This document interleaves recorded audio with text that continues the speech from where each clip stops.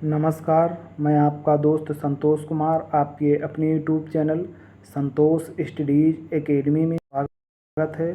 हम लोग आज बीपीएससी टीचर 4.0 से संबंधित पीआरटी में जीएस पेपर सॉल्व करेंगे। तो चलिए क्लास की शुरुआत करते हैं। आज का पहला प्रश्न है, प्रबल अम्ल और प्रबल क्षार के लवणों का पीएच मान होता है। 0 होता है, बी है कि 7 होता है, सी है 7 से अधिक होता है, डी है उपयुक्त में से एक से अधिक, ई है उपयुक्त में से कोई नहीं। तो प्रबल अम्ल और प्रबल क्षार के मिलने से जो रासायनिक अभिक्रिया होती है उसमें जो लवण होता है, लवण उदासीन होता है और जल प्राप्त होता है। और उदासीन लवण का पीएच मान कितना होता है? 7 होता है। तो ऑप्शन बी सही है, 7। अगले प्रश्न पर चलते हैं। अगला प्रश्न कह रहा है कि मक्खन में परिक्षेपण प्रावस्था तथा परिक्षेपण माध्यम क्रमशः है। ठोस तथा द्रव है, बी कह रहा है द्रव तथा ठोस है, सी कह रहा है द्रव तथा द्रव है, डी कह रहा है उपयुक्त में से एक से अधिक, ई कह रहा है उपयुक्त में से कोई नहीं। तो मक्खन में परिक्षेपण प्रावस्था तथा परिक्षेपण माध्यम क्रमशः द्रव तथा ठोस है। ऑप्शन बी सही है। कौन सा ऑप्शन सही है? ऑप्शन बी सही है। अगला प्रश्न है, थर्मोप्लास्टिक है, पॉलीथीन है या पीवीसी है या पॉलीस्टाइन है या उपयुक्त में से एक से अधिक या उपयुक्त में से कोई नहीं। तो थर्मोप्लास्टिक, पॉलीथीन भी थर्मोप्लास्टिक है, पीवीसी भी थर्मोप्लास्टिक है और पॉलीस्टाइरीन भी थर्मोप्लास्टिक है। यानी उपयुक्त में से एक से अधिक। ऑप्शन डी सही है। कौन सा ऑप्शन सही है? ऑप्शन डी सही है, उपयुक्त में से एक से अधिक। अगले प्रश्न पर चलते हैं। अगला प्रश्न कह रहा है कि एल्कोहल के विहाइड्रोजनीकरण से यौगिक प्राप्त होता है। तो एल्कोहल के विहाइड्रोजनीकरण से अम्ल प्राप्त होता है या एस्टर प्राप्त होता है या एल्डिहाइड प्राप्त होता है। उपयुक्त में से एक से अधिक, उपयुक्त में से कोई नहीं। एल्कोहल के विहाइड्रोजनीकरण से एल्डिहाइड प्राप्त होता है। जो एल्डिहाइड होता है ये जो मृत्यु यानी कि जो 100 होता है, 100 में लगाने से 100 इतनी जल्दी खराब नहीं होता है। तो एल्डिहाइड का प्रयोग मृत शरीर या 100 में करते हैं जिससे कि मृत शरीर खराब नहीं होता है। तो इसमें ऑप्शन सी सही है। अगले प्रश्न पर चलते हैं। अगला प्रश्न कह रहा है कि मानवों में निम्नलिखित में से कौन सा एक रोग वायु द्वारा फैल सकता है? डेंगू फैल सकता है, यक्ष्मा यानी कि टीबी रोग फैल सकता है या एचआईवी फैल सकता है। उपयुक्त में से एक से अधिक, उपयुक्त में से कोई नहीं। डेंगू मच्छर से फैलता है और जो एचआईवी होता है, एचआईवी जो है संभोग से फैलता है। और डी है उपयुक्त में से एक से अधिक और ई है उपयुक्त में से कोई नहीं। जो बी है यानी यक्ष्मा रोग यानी कि टीबी वायु, भोजन और जल से फैलता है। यानी कि जो रोगी होता है उसके संपर्क में आने से भी फैलता है और जब संपर्क में नहीं आते हैं तो वायु, जल और भोजन के द्वारा भी फैलता है टीबी रोग। तो ऑप्शन बी सही है, यक्ष्मा या टीबी रोग। अगले प्रश्न पर चलते हैं। अगला प्रश्न कह रहा है कि अवायवीय श्वसन और वायवीय श्वसन दोनों ही प्रक्रमों में निम्नलिखित में से कौन सी प्रक्रिया समान होती है? कॉमन पूछ रहा है, यानी जो अवायवीय श्वसन होता है और वायवीय श्वसन होता है कौन सी प्रक्रिया कॉमन है? ये कह रहा है पायरुवेट का एथेनॉल और ग्लूकोज में विखंडन। बी कह रहा है ग्लूकोज जो कि एक 6 कार्बन वाला अणु है का 3 कार्बन वाले अणु पायरुवेट में विखंडन। सी कह रहा है कि पायरुवेट का लैक्टिक अम्ल और कार्बन डाइऑक्साइड में विखंडन। उपयुक्त में से एक से अधिक और उपयुक्त में से कोई नहीं। तो अवायवीय श्वसन और वायवीय श्वसन इन दोनों में कॉमन क्या होता है? इन दोनों में कॉमन होता है ग्लूकोज जो कि एक 6 कार्बन वाला अणु और एक 3 कार्बन वाले अणु पायरुवीट विखंडन। कौन सा सही है? ऑप्शन बी सही है, यही कॉमन होता है। अगले प्रश्न पर चलते हैं। अगला प्रश्न कह रहा है कि निम्नलिखित में से कौन सा पराध्वनिक तरंगों का औद्योगिक प्रयोग नहीं है? प्रास्रव्य सफाई, बी है किसी पौधे के शरीर से कीटनाशकों का प्रास्रव्य तरीके से हटाना, सी है धातुओं में दोषों की प्रास्रव्य पहचान, डी है उपरोक्त में से एक से अधिक, ई है उपरोक्त में से कोई नहीं। जो प्रास्रव्य तरंग है, प्रास्रव्य तरंग के द्वारा प्रास्रव्य सफाई भी होता है और धातुओं में दोषों की स्रव की पहचान भी होती है, लेकिन पौधों के शरीर में कीटनाशकों का प्रस्रव तरीके से हटाना नहीं होता है। यानी कि कौन सा सही है? ऑप्शन बी सही है। देखिए 20 हर्ट्ज से 20,000 हर्ट्ज के मध्य जो होता है वो श्रव्य ध्वनि होता है, और 20 हर्ट्ज से कम अपश्रव्य ध्वनि होता है, और 20,000 हर्ट्ज से अधिक प्राश्रव्य ध्वनि होता है। जो प्राश्रव्य ध्वनि होता है उसे कुत्ते, बिल्ली और व्हेल मछली, शार्क मछली ये सब सुनते हैं, चमगादड़ ये प्राश्रव्य ध्वनि सुनते हैं। और जो श्रव्य ध्वनि है, श्रव्य ध्वनि मानव सुनते हैं, और अपश्रव्य ध्वनि जैसे हाथी, गैंडा ये अपश्रव्य ध्वनि सुनते हैं। तो इसमें ऑप्शन बी सही है। अगले प्रश्न पर चलते हैं। अगला प्रश्न कह रहा है कि जब कोई वस्तु एक समान से गमन कर रही हो तो इसका त्वरण क्या होगा? धनात्मक होगा, या बी कह रहा है ऋणात्मक होगा, सी कह रहा है पहले धनात्मक होगा फिर ऋणात्मक होगा, डी है उपरोक्त में से एक से अधिक, ई है उपरोक्त में से कोई नहीं। त्वरण बराबर क्या होता है? त्वरण का सूत्र होता है ये बराबर v माइनस यू बटे टी। ये मतलब त्वरण, और v बराबर अंतिम वेग और u बराबर प्रारंभिक वेग। जब अंतिम वेग और प्रारंभिक वेग में अंतर होगा तभी त्वरण होगा, और अंतर नहीं होगा यानी कि प्रारंभिक वेग और अंतिम वेग ये दोनों समान होंगे तो त्वरण शून्य हो जाएगा। मान लिया जाए कि प्रारंभिक वेग 10 है और अंतिम वेग भी 10 है, तो 10 माइनस 10 और बटे टी, तो प्लस और माइनस ये दोनों कट जाएंगे तो 0 बटे टी हो जाएगा, 0 बटे टी हो जाएगा। तो समय को 0 से भाग दोगे तो कितना आएगा? 0। तो इस प्रकार इसमें पूछ रहा है कि जब कोई वस्तु समान गति से, अब वो उसका प्रारंभिक वेग भी समान है और अंतिम वेग भी समान है, जब प्रारंभिक वेग अंतिम वेग दोनों समान है तो उसका त्वरण क्या हो जाएगा? शून्य हो जाएगा। तो इसमें ऑप्शन ई सही होगा कि जो त्वरण होगा वो शून्य होगा। ऑप्शन ई सही है। अगले प्रश्न पर चलते हैं। अगला प्रश्न कह रहा है कि उत्तल लेंस की फोकस दूरी सबसे अधिकतम होगी, किसमें सबसे अधिकतम होगी? लाल प्रकाश के लिए अधिकतम होगी, या हरे प्रकाश के लिए अधिकतम होगी, या पीले प्रकाश के लिए? उपरोक्त में से एक से अधिक, उपर्युक्त में से कोई नहीं। जो फोकस दूरी होती है तो फोकस दूरी किस पर डिपेंड करती है? फोकस दूरी तरंगदैर्घ्य पर डिपेंड करती है, और जिसका तरंगदैर्घ्य अधिक होगा उसकी फोकस दूरी अधिक होगी।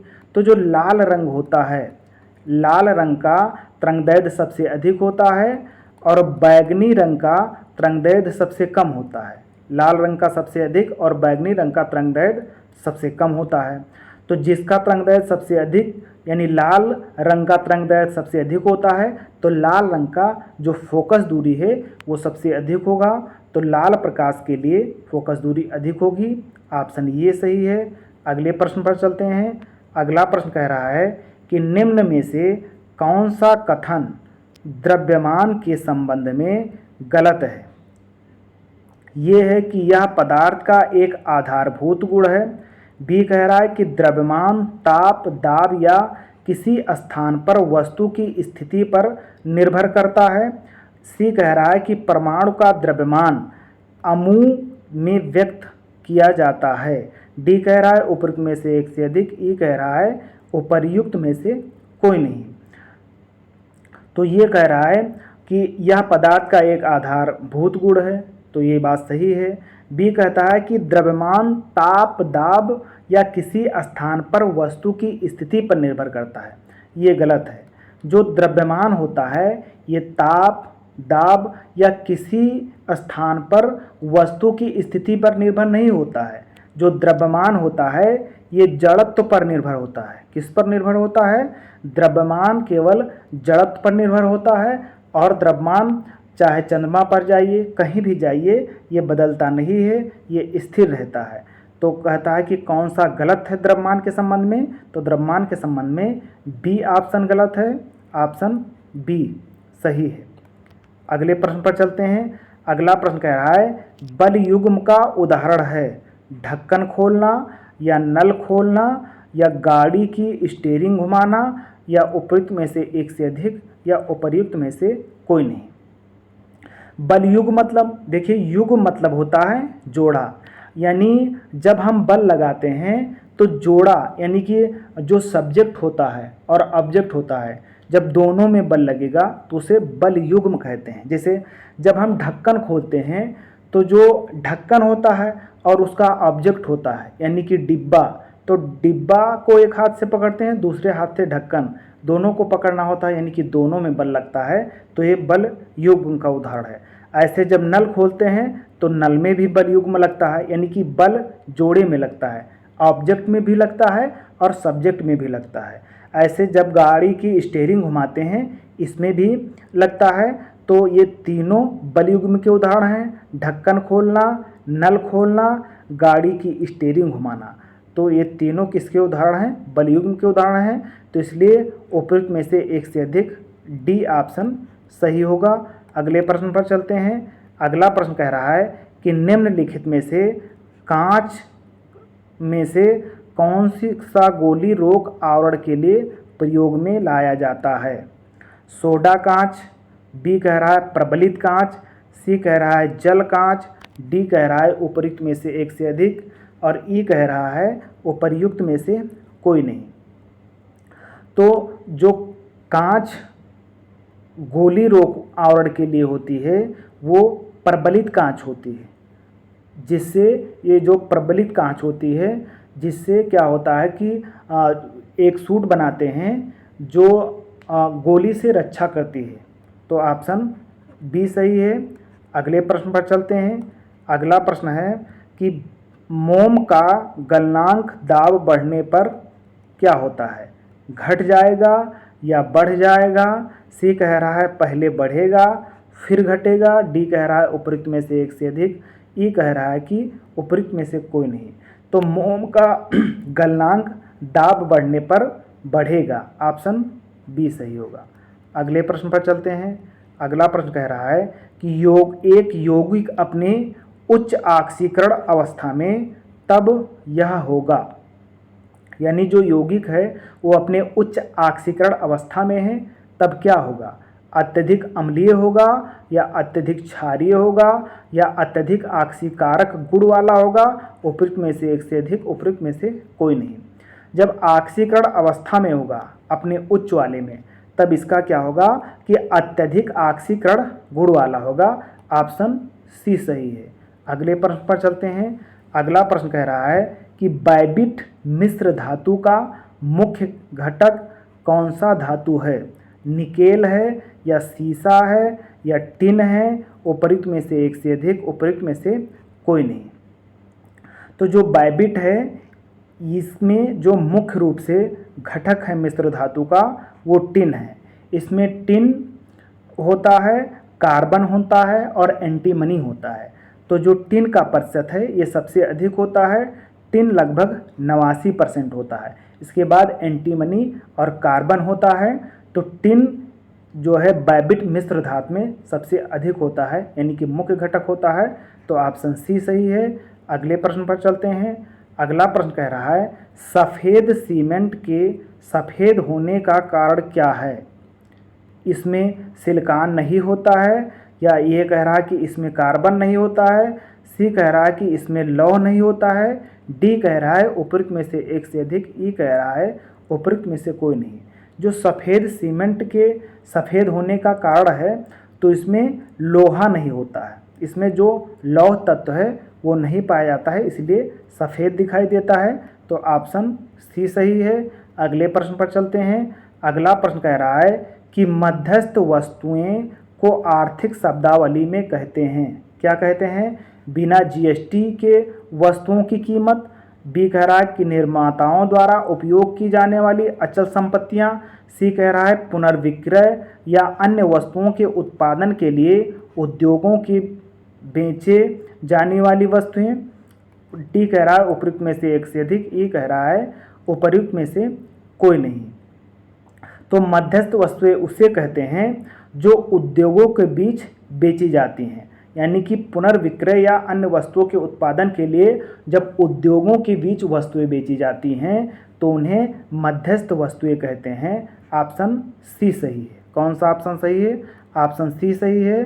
अगले प्रश्न पर चलते हैं। अगला प्रश्न कह रहा है कि निम्नलिखित में से कौन सा भारतीय बैंक की मौद्रिक नीति एक साधन नहीं है, यानी कि भारतीय रिजर्व बैंक की मौद्रिक नीति का एक साधन नहीं है। पहला है कि चलनिधि समायोजन सुविधा, बी कह रहा है कि रेपो दर, सी कह रहा है वस्तु एवं सेवा कर, डी कह रहा है नकदी आरक्षित भुगतान, ई कह रहा है उपयुक्त में से कोई नहीं। तो जो वस्तु और सेवा कर है ये भारतीय रिजर्व बैंक यानी कि आरबीआई की मौद्रिक नीति से संबंधित नहीं है। जो आरबीआई होता है, आरबीआई की मौद्रिक नीति जो समिति होती है इसकी बैठक प्रत्येक 2 माह में एक बार होती है, यानी कि एक वर्ष में मौद्रिक नीति समिति की 6 बैठक होती है। अगले प्रश्न पर चलते हैं। इसमें ऑप्शन सी सही है। ऑप्शन सी सही है।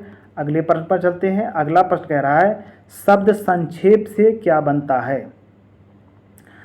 टी से बनता है ट्रेड, आर से बनता है रिलेटेड और आई से बनता है इन्वेस्टमेंट और एमएस से बनता है मीजर्स, यानी कि जो व्यापार संबंधित निवेश उपाय है। ऑप्शन सी सही है। तो इसका विस्तार होगा व्यापार संबंधित निवेश उपाय, यानी कि trade related investment measures. Option C सही है।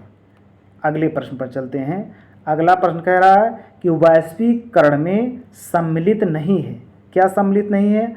आयात शुल्क में कमी, बी कह रहा है सार्वजनिक क्षेत्र की इक्विटी का निवेश, सी कह रहा है कि प्रत्यक्ष विदेशी निवेश का उन्मुख प्रवाह, डी कह रहा है उपयुक्त में से एक से अधिक, ई कह रहा है उपयुक्त में से कोई नहीं। तो वैश्वीकरण में सम्मिलित नहीं है। पूछ रहा है कि कौन सा सम्मिलित नहीं है? जो सार्वजनिक क्षेत्र की इक्विटी का विनिवेश है ये वैश्वीकरण में सम्मिलित नहीं है। ऑप्शन बी सही है। अगले प्रश्न पर चलते हैं। अगला प्रश्न कह रहा है कि स्थितिज ऊर्जा में ह्रास होगा, क्या होगा?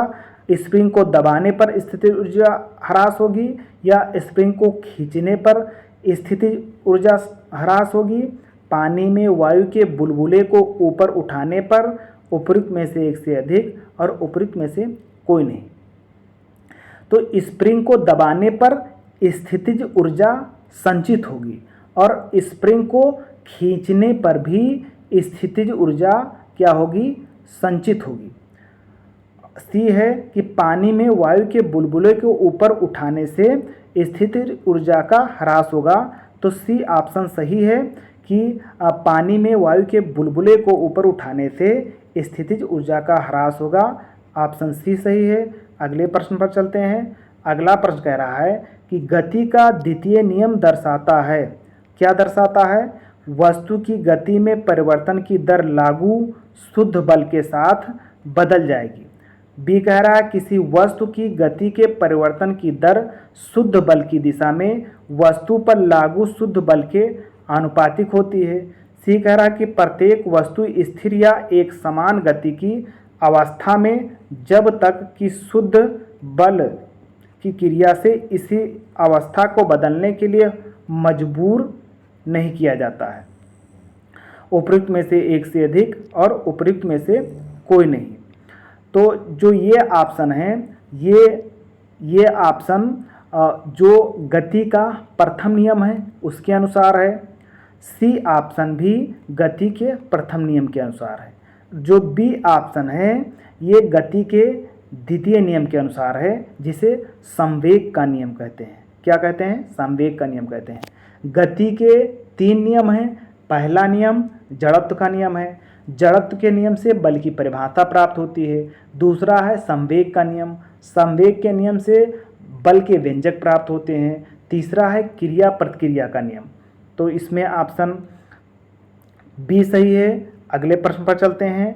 अगला प्रश्न कह रहा है कि ऊपरी वायुमंडल में मौजूद कणों के चारों ओर प्रकीर्णित होने वाले सूर्य प्रकाश को स्पेस के रूप में जाना जाता है। हॉकिंग प्रभाव के रूप में, या टिंडल प्रभाव के रूप में, या डॉपलर प्रभाव के रूप में, या उपयुक्त में से एक से अधिक, उपयुक्त में से कोई नहीं। तो ऊपरी वायुमंडल में मौजूद कणों के चारों ओर प्रकीर्णित होने वाले सूर्य के जो प्रकाश को टिंडल प्रभाव के रूप में जाना जाता है। ऑप्शन बी सही है। अगले प्रश्न पर चलते हैं। अगला प्रश्न कह रहा है कि अर्थशास्त्र की कौन सी शाखा तेजी से हो रहे आर्थिक विकास के परिणाम स्वरूप प्राकृतिक संसाधन भंडारों के ह्रास और प्रदूषण से संबंधित है? पर्यावरणीय अर्थशास्त्र है, या अंतर्राष्ट्रीय अर्थशास्त्र है, सार्वजनिक अर्थशास्त्र है, उपयुक्त में से एक से अधिक और उपयुक्त में से कोई नहीं। तो जो पर्यावरणीय अर्थशास्त्र है इसके अनुसार आर्थिक विकास के परिणाम स्वरूप प्राकृतिक संसाधन भंडारों में ह्रास हो रहा है। तो अगले प्रश्न पर चलते हैं। इसमें ऑप्शन ये सही है।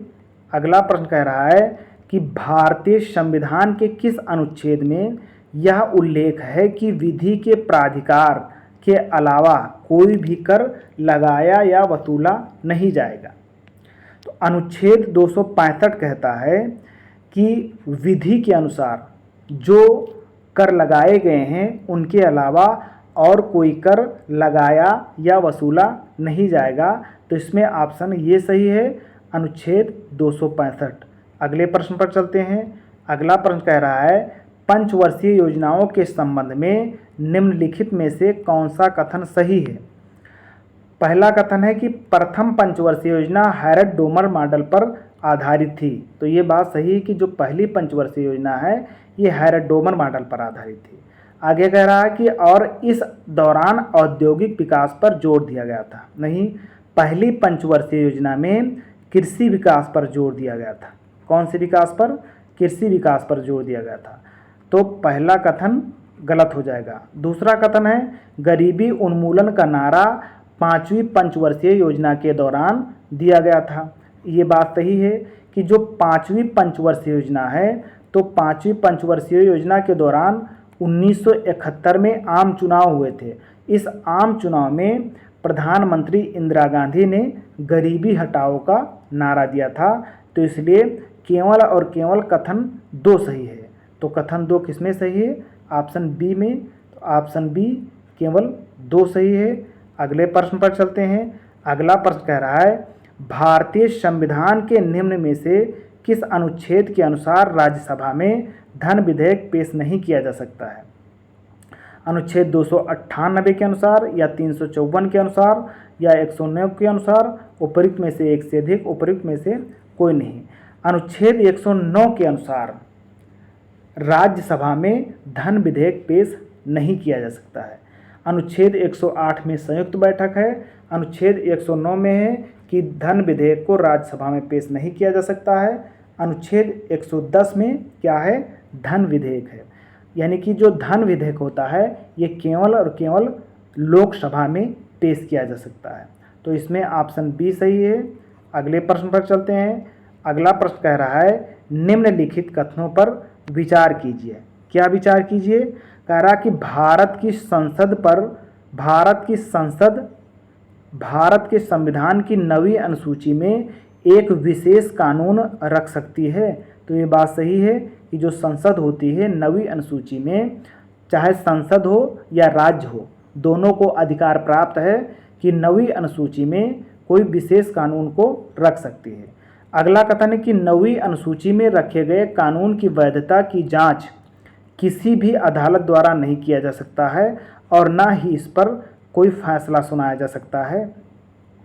तो एक हद तक जो 9वीं अनुसूची वाले कानून होते हैं उस पर न्यायालय कोई एक्शन नहीं लेता है, लेकिन जब संविधान के ढांचे यानी कि मूल ढांचे से संबंधित हो जाएगा तब उस पर जो न्यायालय है वो एक्शन लेता है।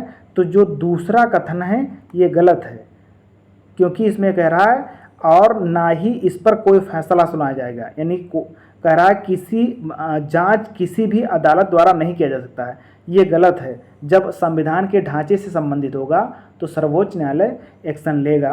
तो इसमें केवल कथन एक सही है। ये कथन एक सही है। अगले प्रश्न पर चलते हैं। अगला प्रश्न कह रहा है कि सॉफ्ट करेंसी से तात्पर्य है, यानी सॉफ्ट करेंसी क्या है? वह मुद्रा जिसकी आपूर्ति मांग की अपेक्षा कम हो। बी कह रहा है कि वह मुद्रा जिसकी आपूर्ति मांग की अपेक्षा अधिक हो। सी कह रहा है वह मुद्रा जिसकी आपूर्ति मांग दोनों स्थिर हो। डी कह रहा है उपयुक्त में से एक से अधिक। ई कह रहा है उपयुक्त में से कोई नहीं। एक होता है सप्लाई, दूसरा होता है डिमांड। जब सप्लाई अधिक हो और डिमांड कम हो, यानी कि जिस मुद्रा की सप्लाई अधिक हो और डिमांड कम हो, तब वह मुद्रा सॉफ्ट करेंसी कहलाएगी।